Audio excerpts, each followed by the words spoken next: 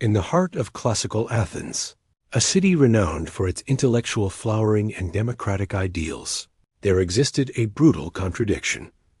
A deeply entrenched system of slavery that included women subjected to violence, control, and public degradation. What did it mean to be a doulai, a female slave, in a society that worshipped liberty for citizens but bound others in chains? Slavery in ancient Greece did not emerge from a singular event, but from a centuries-long pattern of conquest, trade, and social stratification by the 5th century BCE. Athens was a slave society in every economic and institutional sense.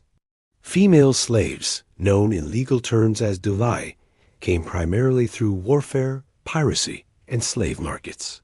They were typically non-Greeks, seized from Thrace, Phrygia, Lydia, or regions around the Black Sea. Many were children or young women, torn from their families, their identities reduced to transactional value.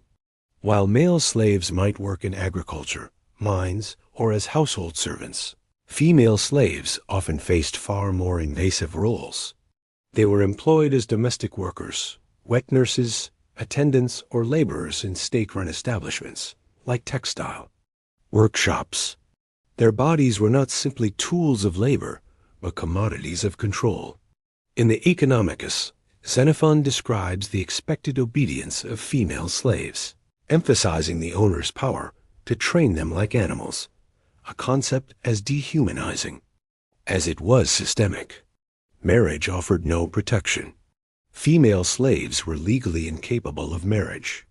Any union they formed had no standing under Athenian law. Their children, whether born of another slave or their master, were not recognized as citizens. They belonged, not to themselves, but to the household, the oikos, under the authority of the kyrios, the male master. Punishment was a constant threat. Greek law did not protect enslaved women from physical violence. Indeed, violence was the enforcement mechanism of the institution.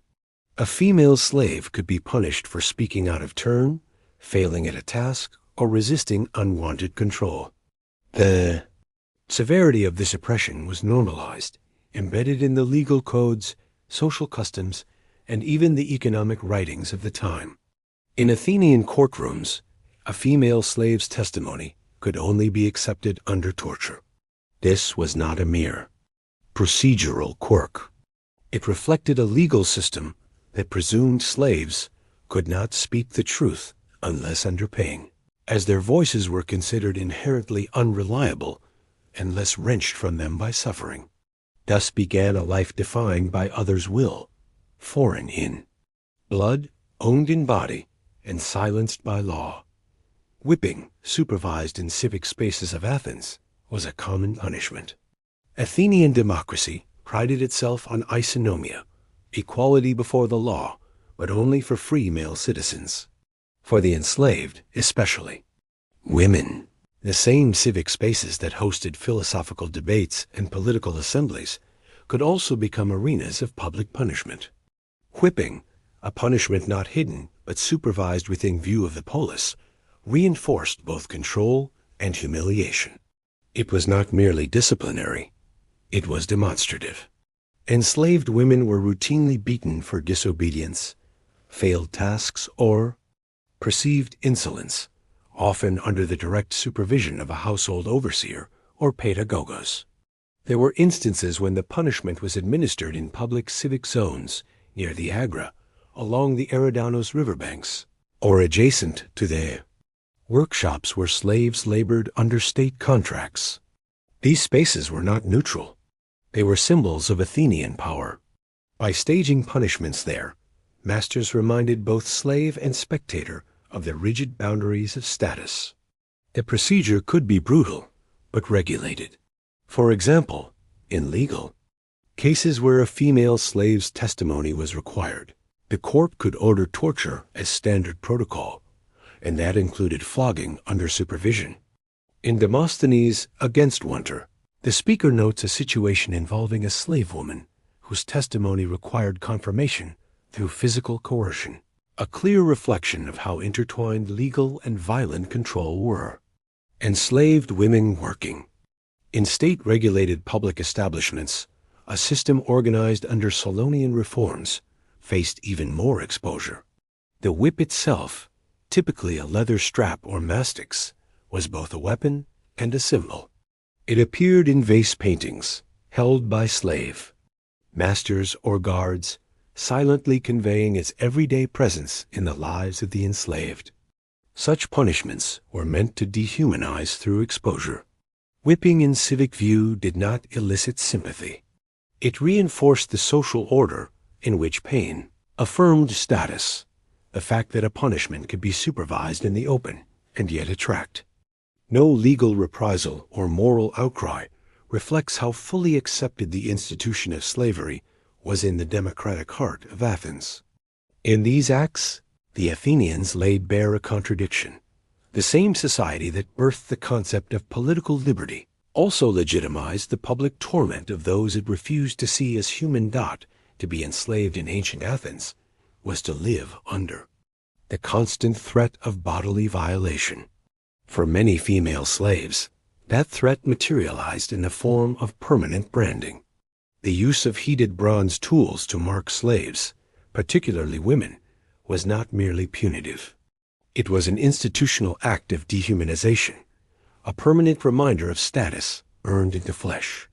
Branding in Athens, while not universal, was widely practiced in contexts where control and identification were prioritized.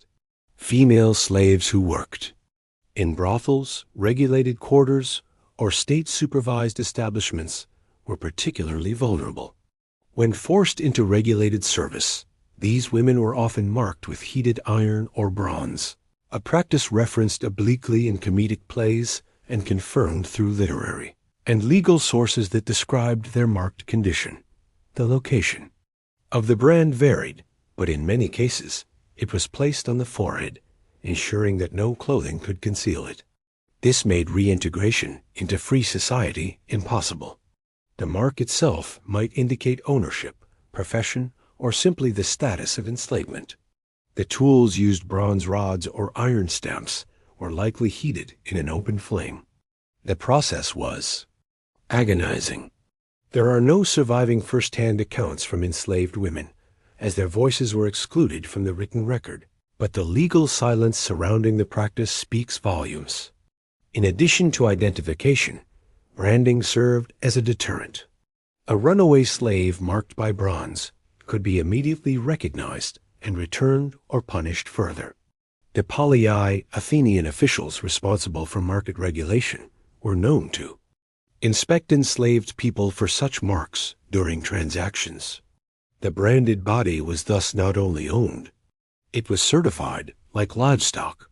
The Athenians saw these marks not as cruelty, but as an administrative necessity. Yet, each seared symbol testified to a deeper reality.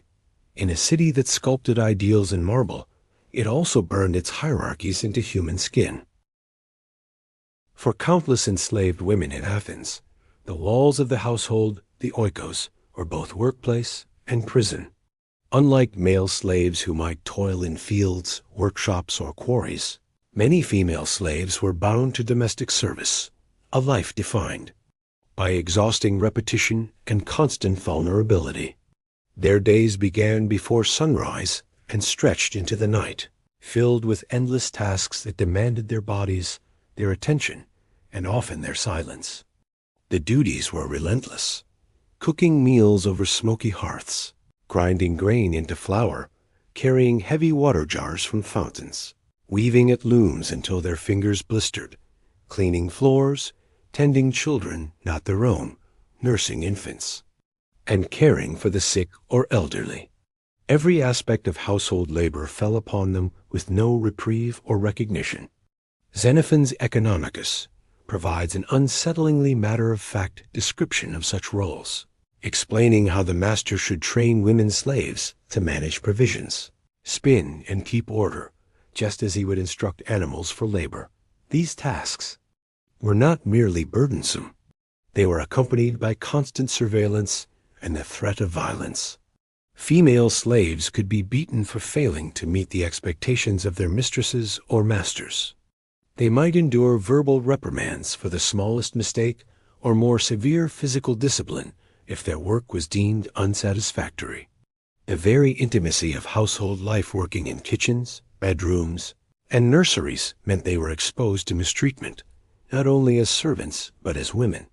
Exploitation, especially sexual, was a risk they lived with daily, especially in smaller households, where boundaries between labor and mistreatment could dissolve completely. Isolation deepened their suffering. Confined within domestic walls, these women had little contact with others beyond their masters and fellow servants. In tragedy, their voices sometimes break through, as when Euripides portrays enslaved women lamenting their endless toil. Fragments of truth filtered through drama. Thus, while Athens celebrated public life in the agora, the home itself became a hidden site of ceaseless exploitation. For female slaves, it was not only the weight of labor that defined existence, but also the constant shadow of mistreatment that accompanied their every task. The story of female slaves in Athens exposes the deep fracture at the heart of a society that proclaimed liberty, yet enforced bondage with whip, brand, and endless labor. Their suffering was woven into the fabric of the household and displayed in the civic square, a silent foundation upon which the freedoms of citizens rested. These women's bodies bore the weight of punishment, mistreatment, and invisibility. Yet their presence shaped the city as much as its philosophers or statesmen. How should we interpret the legacy of a democracy that thrived only by denying humanity to others? As Aristotle himself admitted, slavery was viewed as a possession of the animate sort,